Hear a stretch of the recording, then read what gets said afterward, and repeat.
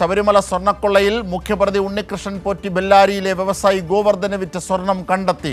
ബെല്ലാരിയിൽ നിന്നാണ് 476 ഗ്രാം സ്വർണം പ്രത്യേക അന്വേഷണ സംഘം കണ്ടെത്തിയത്. സ്വർണം റാന്നി മജിസ്ട്രേറ്റ് കോടതിയിൽ ഹാജരാക്കും.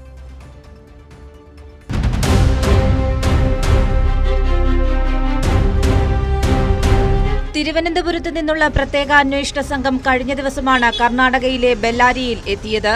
ഉണ്ണികൃഷ്ണൻ പോറ്റി നൽകിയ വിവരത്തിന്റെയും ഗോവർദ്ധന്റെ മൊഴിയുടെയും അടിസ്ഥാനത്തിൽ നടത്തിയ പരിശോധനയിലാണ് ശബരിമലയിൽ നിന്നും മോഷണം പോയ സ്വർണത്തിൽ ഉണ്ണികൃഷ്ണൻ പോറ്റി കൈക്കലാക്കിയ സ്വർണം കണ്ടെത്തിയത്.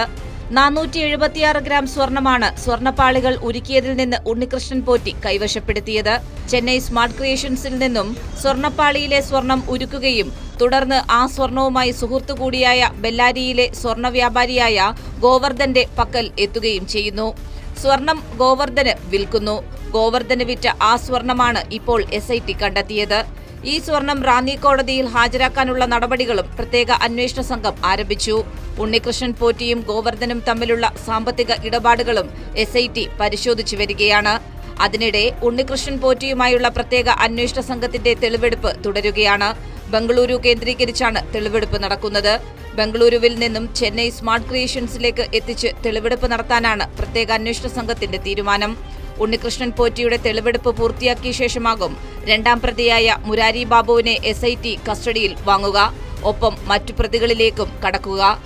കൈരളി ന്യൂസ്, തിരുവനന്തപുരം.